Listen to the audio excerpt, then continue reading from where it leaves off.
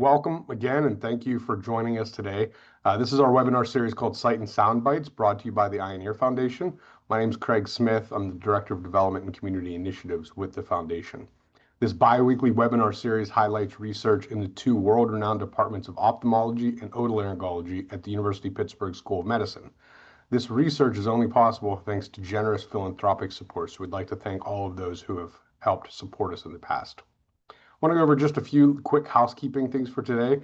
For these webinars, we do disable a chat function, so you won't be able to use that. However, the Q&A function is open and available, so please feel free to submit your questions for Dr. Mukhtar at any time, and we'll have a Q&A session after the presentation. We do ask that you refrain from asking any very personal questions that might not be relevant to the larger group.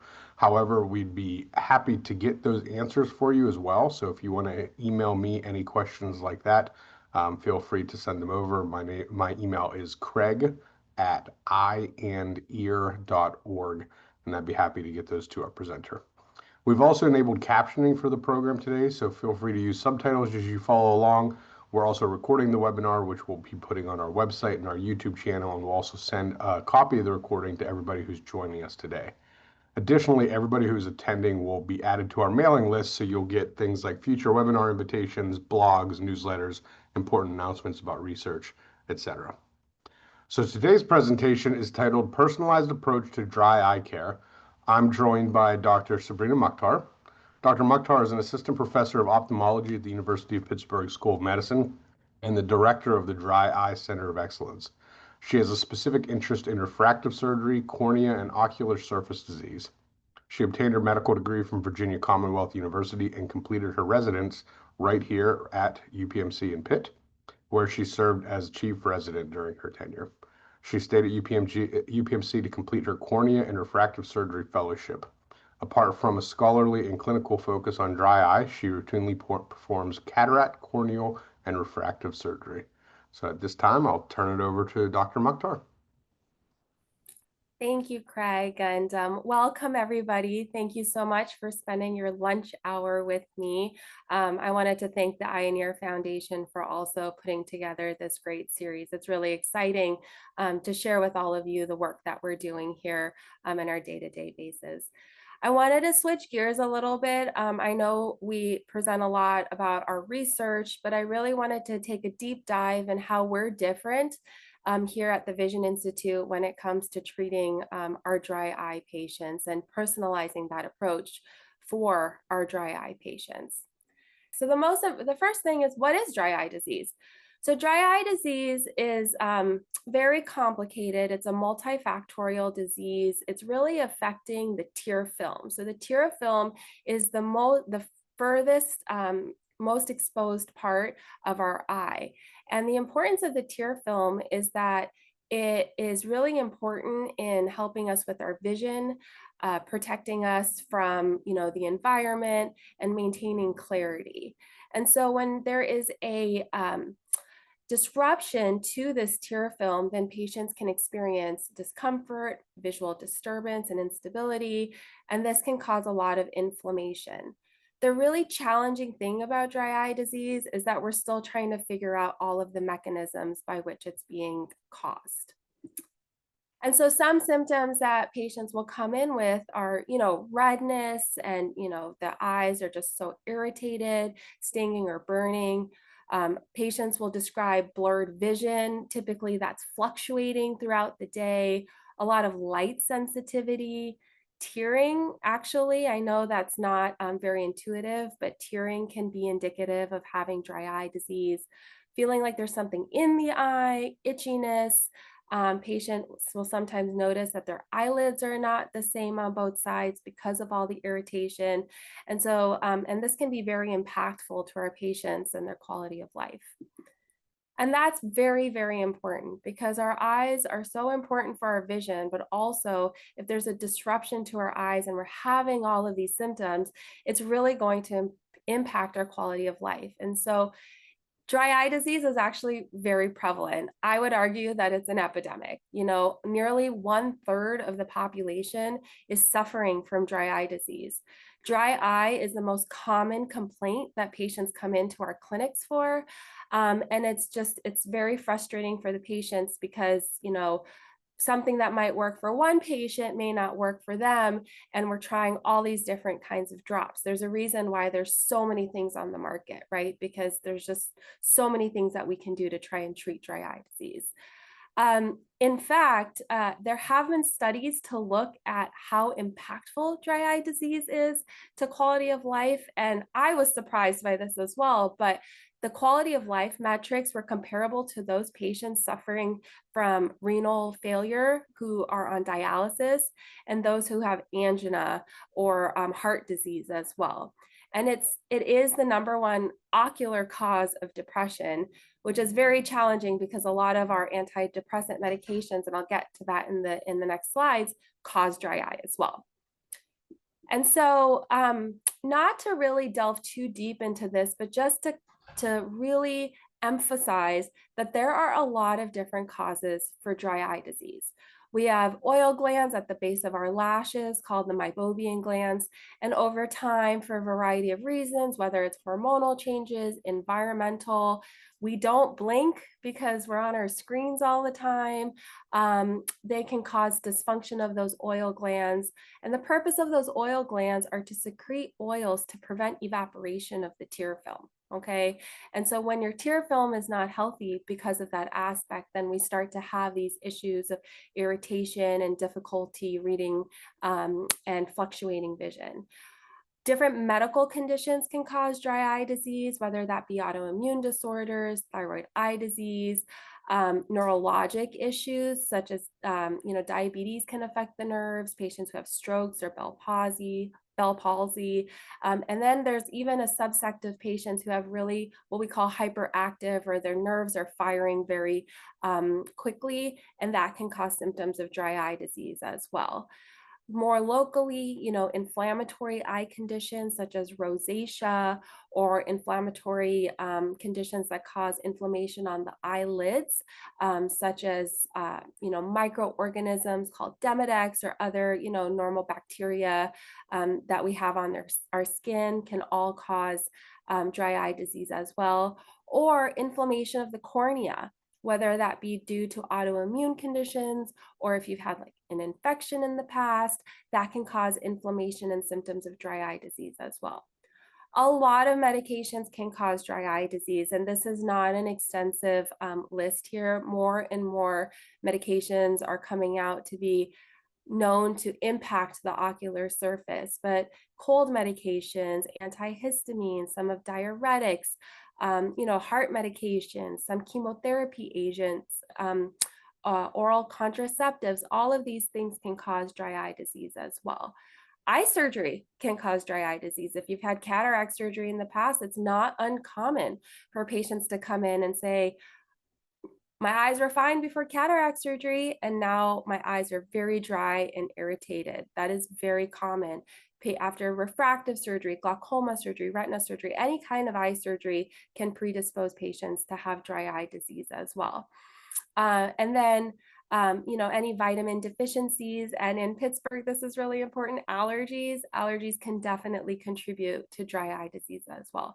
And so what our goal is to really try and find the underlying cause of your dry eye disease so we can better target our therapies and come up with a great recipe for you to have success in treatment. And I'm not going to go into the details of this slide, but what I want to show is that dry eye disease is very complex. It is highly rooted in inflammation and immunology, and having people who really understand that is critically important when treating the disease. And while I won't delve into that today, we are doing a lot of great research with our basic science colleagues to try and better understand inflammatory causes and the different inflammatory cycles of dry eye disease. And so who are we? So I want to take some time to discuss the Dry Eye Center of Excellence. Now, all of us at the Vision Institute can treat dry eye, and all of us do. But you do have your subspecialized team here as well. So I want to highlight our cornea service, who really spend a lot of time treating patients with dry eye disease.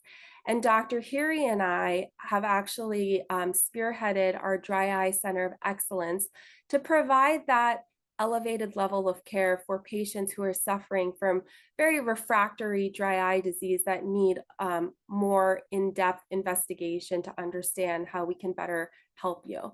And so what we do is we provide advanced and targeted care for every patient's needs, utilize an evidence-based approach to each patient, and we collaborate both within the department, but with other departments as well to offer innovative therapies. And at the end, our most important goal is to have happy patients.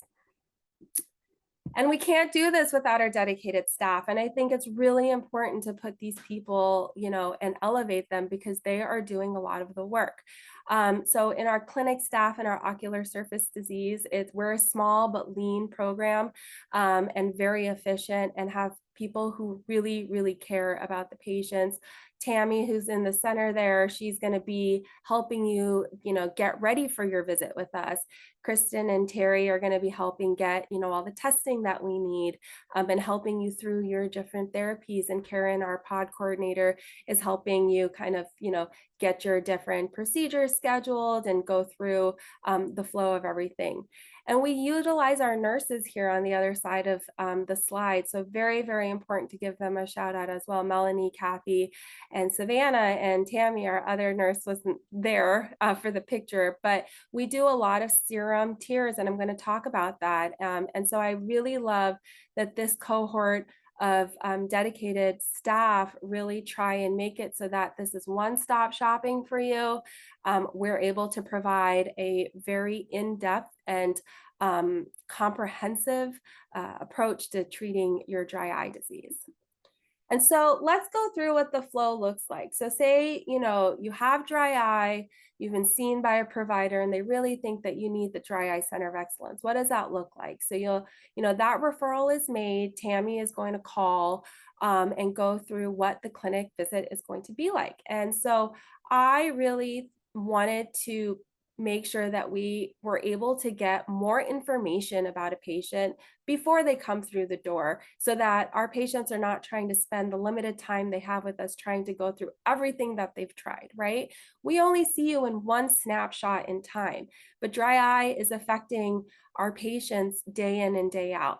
So prior to the visit, actually, we send extensive questionnaires trying to better understand what's worked, what's not worked, your environmental exposures, medical exposures. And I'm going to show you something, a really great program that we're using to help with that. And we go through expectations, and we say, there's going to be homework. And you got to do some kind of pre-test clinic visits before you're going to, before we can get you in our clinic. And then during the visit, we do imaging. We do a thorough, very same way every time, like a very organized clinic flow of every patient gets these tests so we can better understand the underlying cause of your dry eye disease. And we spend a long time counseling our patients and coming up with mutually beneficial goals that are very realistic as well, and then come up with a plan and decide what follow-up and treatment might look like. And so I wanted to take a second to talk about CSI Dry Eye. So this is a program that has revolutionized my dry eye care. What CSI Dry Eye is, it is a machine-based learning program, okay, that is secure, in which we really delve deep into different causes of dry eye disease. So Dr. Ahmed Al-Ghul was a previous cornea fellow here at UPMC, and he developed this program after realizing that it's very, very challenging to understand the different causes of dry eye. And we wanted to create something more objective and create an algorithm for patients so that there's some consistency. And so what this program does is, as you can see here, we really start to go through a lot of different demographic information, what, your lifestyle's like, what side you sleep on, previous medications, what our dietary habits are like, what has failed for you, what are your medications. Like I said, there are a lot of different medications that cause dry eye disease. And while we try our best to keep up, this is such a perfect piece of technology, because what it does is it analyzes all of that information to give us some, mimickers of dry eye or things that might be contributing to your dry eye. And so I think knowledge is power. This is an international phenomena. So we have people in Europe, all over the United States, thought leaders who are using this program to help better characterize our patients with dry eye disease. And it's really been something that, like I said, has revolutionized my care. And so just to give an example, so then there's data, right? So then we take what you put in through that questionnaire that's sent to you before your visit, and then what we quantify our findings and we put that into our dry eye program. And then what we see on the right side of the slide is that we have not only, what are our objective findings of dry eye disease, but what might be mimicking dry eye, what are other things that we should think about, and it goes through the medications. And then there's another part that I didn't put in here, which looks at your modifiable and non-modifiable risk factors, right? So like, for example, being female, because of hormonal changes, we are just a little bit at higher risk for having dry eye disease. And while, so it's just something to know, right? And to better understand. And our patients love this. They just love knowing why. And so then they're more motivated to do what we're asking them to do. But then there is a little bit of understanding and acceptance, like, well, I can't change whatever my non-modifiable risk factors are, but let's work on the things that I can change. And this bottom image here looks at, so there's different questionnaires that have been validated in our literature to kind of give, again, more objective ratings of dry eye disease. And so before every visit, our patients get sent these questionnaires. And so as you can see, over time, we can track progress.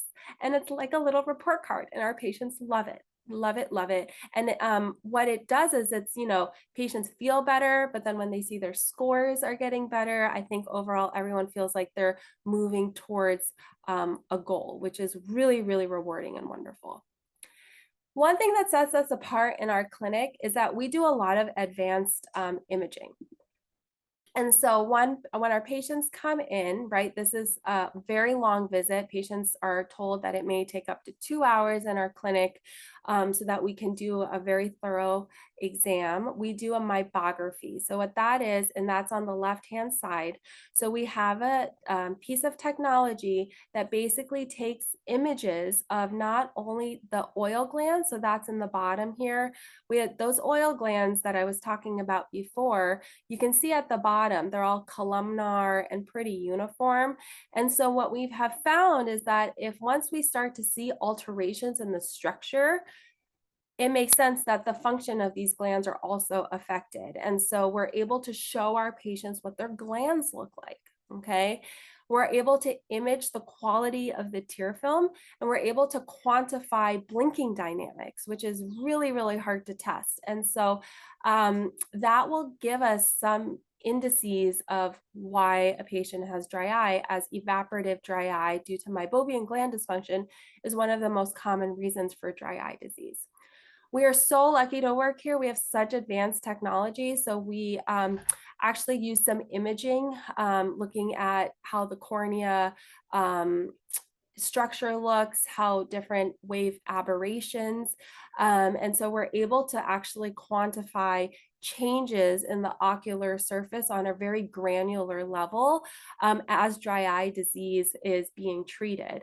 And there's a lot of literature to support that controlling dry eye disease is going to improve patients' outcomes with cataract surgery, for example, which is the most common surgery we do, with refractive surgery, so LASIK and PRK and SMILE and ICL, which is what we do as well. And so we're very, very passionate about treating ocular surface, and it's really important to us that we are able to quantify that.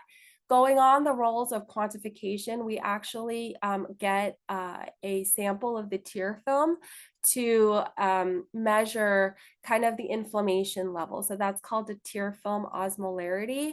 And so I use that on your first visit with me to kind of quantify, you know, where you are in terms of inflammation. And so that's been very, very productive in our practice as well. And the bottom image here is what we call a Cochet bonnet. What that is it's a device that we use to check corneal sensation. Okay, so the nerves are very important in the ocular surface. Actually, the cornea has the most amount of nerves per surface area. I mean, it makes sense, right? Like something's going to threaten your vision. We want to know, right? So we can protect ourselves. But the thing is that certain systemic conditions or conditions of the body can definitely affect the nerves. And that can affect, there is a symbiosis between the nerves and the ocular surface and the inflammatory mediators. Remember going back to that image of all the inflammation, the very complex network for dry eye disease. And so we've actually found that the incidence of decreased sensation on the surface through doing this Cochet bonnet on everybody is pretty prevalent in patients with dry eye disease as well. So again, it's just all of this information so that we can target the underlying cause of dry eye disease. And so when we come to our visit, you know, we review our questionnaires, we do our testings, we do our own exam, and we talk to you and we talk to our patients. We try to understand the top 2 or 3 things that are bothering our patients. We explain that dry eye disease is a chronic problem. It's a chronic medical problem. It's like having high blood pressure or diabetes. I wish we had a wand to fix it. We don't, but we really work hard to develop a customized regimen tailored to address every underlying cause of the disease for each patient. And we really have a holistic approach to treatment. The eyes are connected to the rest of the body. So I'm doing a lot of medicine. I'm really trying to find out what are your other medical conditions? Do you have neurologic conditions? What medications you're on? Diet is so important. So we really go through like dietary changes that should be made. And that's a whole different talk that I could give. And so we work on that. And then we really pride ourselves in communicating with other healthcare providers, whether it's rheumatology, PCP, endocrinologist, oncologist, to name a few, dermatology, to really, you know, give you this holistic care to your ocular surface. And so there are a variety of treatment options, and that's the thing, right? You know, dry eye disease, it's really exploded in the last kind of 5 to 10 years of trying to really figure out what are the different causes, how can we help our patients? And the most common thing we used to prescribe for mild dry eye disease was artificial tears. We thought, you know, lubricating the surface would help prevent having these symptoms. But what we realized is that we do need to target the underlying cause, target the inflammation, target the oil glands and all of these other causes of dry eye disease. And so just to go through them, warm compresses, that's like brushing and flossing your teeth in my mind. So when you apply the heat, so what we're doing is we're applying heat to those oil glands. That heat is melting those oil glands, okay, that have kind of coalesced or become a little bit hard, and that's why they're not secreting well. And we ask our patients to blink or do a little bit of massage to help release those oils and kind of release that plaque buildup. We use anti-inflammatory agents. You know, there's a variety of them on the market to, again, address the inflammatory component of dry eye disease. There are a lot of different medications on the market. People have heard of the perfluorohexyl which is Mibo. That's the silky smooth drop. We have a nasal spray, which is varenicline. We have another medication that's just come out, the acalabrutinib, which is, it stimulates kind of tear production as a drop. Allergy medications are very widely used in my practice. We talk about, again, the environment, what modifications that you can make. Sometimes antibiotics, oral antibiotics are used to help control the inflammation along the lid margin. Diet, like I mentioned before, is very important. So essential fatty acids are asked to be incorporated into your diet. And then we can also talk about supplements that we recommend as well. We all have microorganisms that live on our lashes. And so one of those microorganisms is called Demodex. And now we have this very exciting medication called lotilaner that has really revolutionized Demodex treatment. Otherwise, we use the lid wipes and the ointment at night, as some patients have used in the past. Something that we really provide here at the Vision Institute is serum tears. Serum tears are tears made from your own blood. Our blood is very rejuvenative, right? So there's anti-inflammatory factors, nutrition, protein. And so what we do is we draw the blood, spin out all of, the red stuff, the heme, the red blood cells, and the plasma is what we use to make tears. And that's where our nurses come in. So what we love is that when we get our patients in for a dry eye clinic, especially if we're coming back pretty frequently, we try to make it so that the nurses will just come up to the third floor. They draw the blood while our patients are getting worked up and then go and spin the blood. And then by the time our patients are done with their visit with us, their serum tears are delivered to them, which has really been amazing for our patients in terms of access and not having to come back and forth so many times. And then we provide some procedures for dry eye disease as well. And you can see that there's some money signs the way I tried to do it the way we do it for restaurants. Unfortunately, coverage for a lot of our dry eye therapies is a little challenging. Insurance hasn't caught up yet. And so there are some out-of-pocket procedures that we do offer. And I'll get into that in just a second. And then there is there's a co-management that we have. So Dr. Hiri is optometry trained, and she trained here for her residency and fellowship. And so what she offers is scleral lenses. So what scleral lenses are these hard lenses that kind of go on the ocular surface, and it almost creates this prosthetic ocular surface, and it just makes it so that the fluid is staying on the eye. And our patients are so lucky to have her as part of our team because it's something that she can offer that a lot of other places may not be able to offer for our patients. And so our treatment options, we do a lot of procedural care. So I do treat a lot of lid disease as well. So ocular rosacea can affect the eyelids, meibomian gland dysfunction, and some other inflammatory conditions. So we work to try and treat the inflammation. And so what I do is we offer red light therapy. So low light level therapy is something that has really exploded in the last few years as well. I know that they've been using it in the aesthetic world and dermatology, but basically the red light therapy will stimulate mitochondria to function better in the cells and allow for the oil glands to pump better. And it's supposed to decrease inflammation as well. So we offer that service for our patients.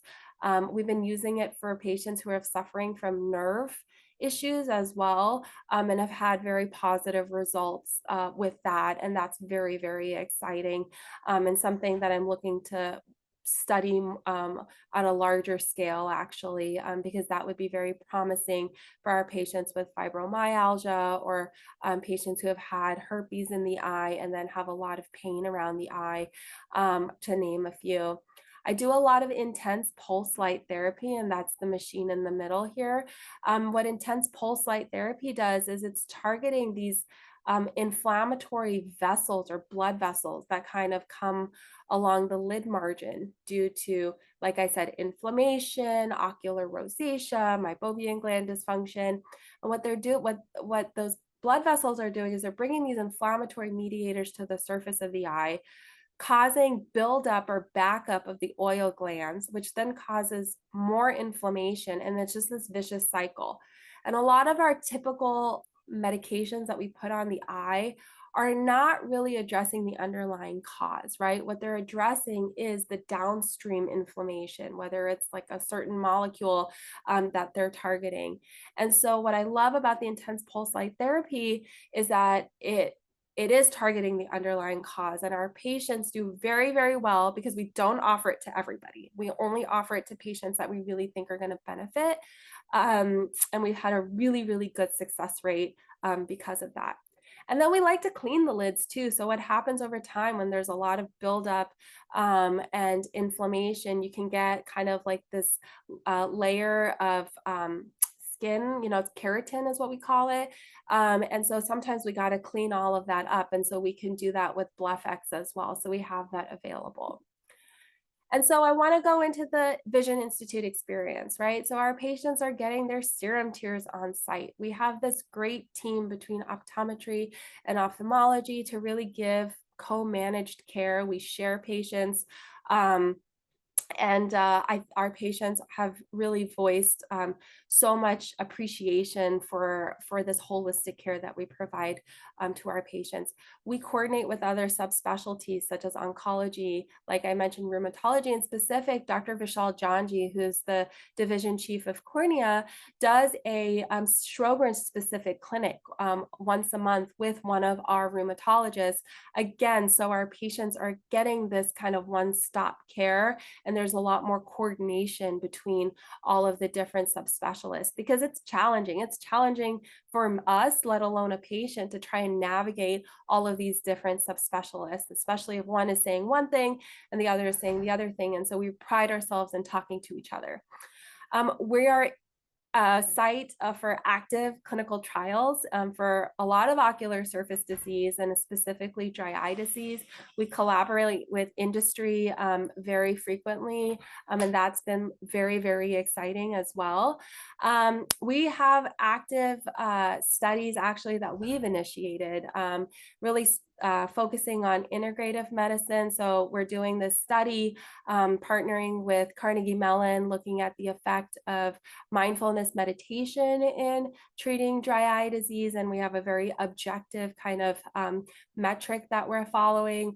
We're looking at how warm compresses affect, patients with glaucoma, for example, to make sure that we're not raising people's eye pressure with the warm compress and things like that. And so we have a lot of collaborations with other countries as well, which is really exciting. And so there's a lot of research, and we have this wealth of patients who are just so excited to have kind of like a home.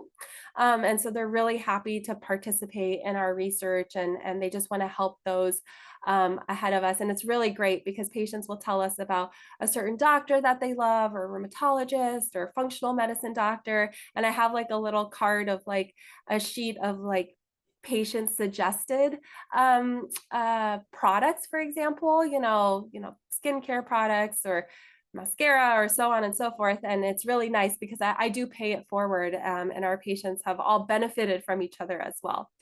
And one thing that's very important to me is our equity partnerships, because what I said previously was some of our dry eye care, unfortunately, insurance hasn't caught up. And we at the Vision Institute believe that every patient deserves the care regardless of their sociodemographic background. So through the Eye and Ear Foundation, we have grants that can help our patients. I have very generous patients who have donated to help patients who may not be able to afford some treatments. We've worked with our Veterans Hospital to get our veterans covered for some of our treatments. And we actually have a very innovative idea coming up, and I'm working with our UPMC finance to see what we can do in order to provide more equitable care for our patients as well. So that's definitely at the core of our mission, is to provide care for all. And so I can talk about how our patients have really enjoyed our dry eye center, but I thought some testimonials would be helpful. One thing I want to say is that time and time again, our patients talk about how wonderful our staff is, how people really care, and how people are listening to them. IPL has been a game changer in our practice. That is something that has been very much new since the establishment of our Dry Eye Center of Excellence, which came with when our Vision Institute was built. And so really, I think that this is impacting patients' quality of life, so that dry eyes are not the only thing they think about. And so I really want to thank you for your time and attention. I can't do any of this without our staff and our team, but also my colleagues who have really helped us get this idea off the ground and are always working to make things better. And then I did have some help with this presentation, so I wanted to thank them as well. So thank you. Dr. Mukhtar, thank you for a really great presentation talking about everything that the dry eye clinic can do. We have a lot of questions, as you can imagine, so we'll dive right in. The first question, you talked about how cataract surgery can impact dry eye. Can you kind of explain what that impact is and how that works? Sure. So what I've noticed is that, everything is always about balance and equilibrium, right? And so when we're doing cataract surgery, so when we do cataract surgery, we do have to make small incisions in the cornea in order to get that cataract out. And I think that can sometimes disrupt the homeostasis or the equilibrium of the ocular surface, okay? And then sometimes the drops that we have to use post-operatively can also cause a little bit of dry eye disease. So it's really important for us, as providers to identify dry eye disease before cataract surgery and actually treat it before, which is what I know my colleagues and I do. And then if a patient does have ocular surface disease afterwards, to be really aggressive in treatment. It's not very common, but it does happen. Are those with dry eye more prone to develop AMG? AMD. It says AMG, perhaps they mean AMD? I think maybe AMD, which is age-related macular degeneration. And no, I don't think that there's anything in the literature to suggest that dry eye disease is linked to age-related macular degeneration. Is it difficult to find the root cause of dry eye? And if you know the root cause, does this help treating it? So it can be challenging, right? I think it's really important to address that, sometimes when we have a shorter clinic visit, we can't delve into like every single problem. And so what I'm very grateful for here at the Vision Institute with the support of Dr. Sahel is that we are in our dry eye center given more longer clinic time appointments so that we can spend time with our patients. But that's why we've also instituted a very long questionnaire that gets sent to the patient before their visit, because there are a lot of different causes of dry eye. And unless we're really looking for them, it's sometimes hard to identify, but once we've identified it, we do have targeted treatments to help treat it. And I think that's why our patients do really well, is because we are targeting the underlying cause. Are all clinic visits for the dry eye downtown Pittsburgh, or is there any clinics opportunities in outlying centers? So yes, we're only here at the Vision Institute. A lot of it is because most of our technology for testing is here. And so Dr. Hiri sees patients on Mondays and Fridays, and then I see patients on Fridays, and then I'll do some procedures every other Wednesday to kind of improve access. What type of cost can be expected with these treatments? So for the low light level therapy, and this is the thing, so I tell patients that getting these treatments, I wish it could be that you only have to do this treatment and your dry eye will be completely resolved. But it's kind of like going to the dentist, right? So if you're going to do these treatments, you got to do some homework at home. So that's really important. But to answer the question, low light level therapy, which typically when we initiate is 4 sessions that are spaced 1 to 2 weeks apart. That is $150 per session. Intense pulse light therapy, which we also you have to do 4 sessions that are spaced 1 month apart, about 4 weeks apart. That's $350 a session. Okay. And like everything, we need maintenance therapy. And that may not mean like you're getting this treatment every week or every 4 weeks. It's more kind of tailoring to your response. And so I have some patients that come in for maintenance therapy once a year afterwards. I have some people who need it a little bit more frequently, but that's the cost that we have for those. And then our BlephX is $150 per treatment. Are there any immunotherapy treatments for dry eye? That's a really good question. And, it just depends, so our anti-inflammatory conditions, or anti-inflammatory medications, like cyclosporin, lifitegrast, those are targeting the inflammatory cycle, but there is a lot of research looking at different targets for treating dry eye disease. So I think we will see more agents in the future. Will regular use of saline help control symptoms of dry eye? So I think that artificial tears are definitely something to use, especially to cause, to help with the symptoms. But again, I feel like it's really important to use them in conjunction with other treatments that are addressing the root cause of dry eye disease. So kind of piggybacking off of that, can you recommend any specific over-the-counter eye drops for relief of relatively minor dry eye? Am I allowed to do that? I think they're all good. um, so I think that, there's a reason why we have such a plethora of eye drops on the market. So if I told you, I have patients where, for example, Refresh works very, very well, right? Other people hate it and they like Sustain better. So sometimes it's just trying to find your recipe for success. My personal favorite that I use myself, and so I don't know if I can say I recommend it to everybody, would be Ivisia is what suits my eye the best. I feel like it lasts on my eye longer than the other drops. In general, what kind of dietary modifications are beneficial for dry eye? Does increasing hydration help? There's been a lot of conversation about hydration in dry eye disease. I do think that there is possibly a link. I wouldn't say causation. So right now, I know industry is trying to come up with, drink supplements and things like that, which have not really been rooted in evidence just as yet. With regards to dietary, there are studies looking at inflammation, right, in dry eye disease. So, for example, the gut microbiome and Sjogren's disease related dry eye disease, there is work looking at that to show that when you have alterations in your gut, the ocular surface is also affected in certain conditions. And so, what I tell my patients is that an anti inflammatory diet is really important. So, like green leafy vegetables, whole foods, plant based, we want to get those foods that cause inflammation out of our diet.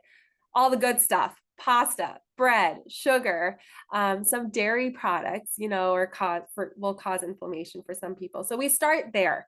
And then I do follow Dr. Toyos is somebody whose work I've read. And so he has really done a deep dive into like the biochemical changes with diet. And so if patients can do the initial kind of modifications, then we talk on a more deeper level as well.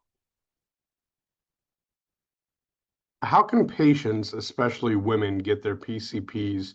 I guess this is kind of an opinion question.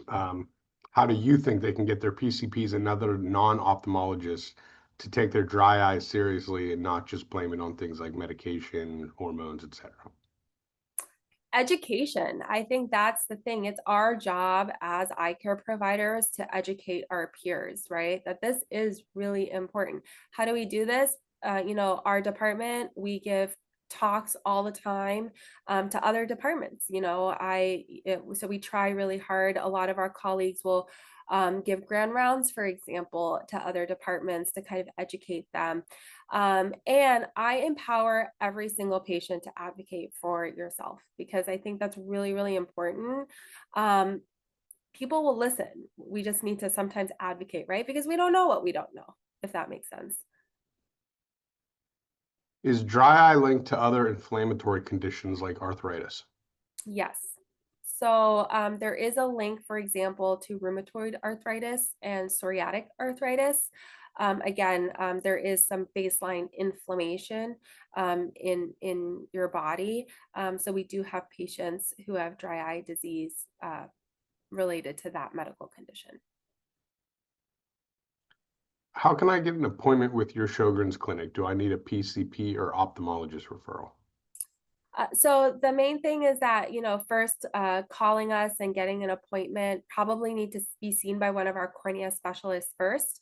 And then after that, we can get the referral made through our coordinator so that both doctors John G. and Gordon can see you in our Sjogren's clinic. Are there some eye makeup removers that may be better than others for eye health? My favorite topic. So yes, so there is this brand. So it's a eye care brand. It's called Optase, Optase, and they actually have an eye makeup remover for sensitive eyes. And so I believe you can get it on their website. I think they're at Walgreens and Walmart as well. It's what I use. But basically it's negatively charged so that you just, when you put it on your cotton swab, you don't have to rub the eye. You put it on the eye and it just melts all the makeup away. It's amazing. We just recently did a webinar kind of on this topic, but this person wants to know, in your opinion, are eye drops safe? Because they hear a lot of warnings about infections, allergic reactions, etc. It's a challenge. I would love to just say, of course, eye drops are safe, but we have had a lot of conversations and there have been incidences. There are certain brands that go through FDA approval. So that's really important as well. Proper technique with installation, making sure that if we're using preservative-free drops that we know when expiration dates are, things like that, to at least help make sure that when we are using our drops, we're using them in the safest way possible. Well, that is all the questions that we have for now. So we'll give everybody a little bit of their lunch hour back. Dr. Mukhtar, thank you again for a wonderful presentation. And we want to thank everybody who joined us for today's program as well. We'll have a little bit longer of a break. This time we have 3 weeks until our next webinar, which will be on expanded criteria for cochlear implants. So we hope that you can join us for that as well. And again, if you have any further questions for Dr. Mukhtar about the dry eye clinic, feel free to email them to myself at craig@eyeandear.org. And we hope everybody has a great day. And thanks for joining us again.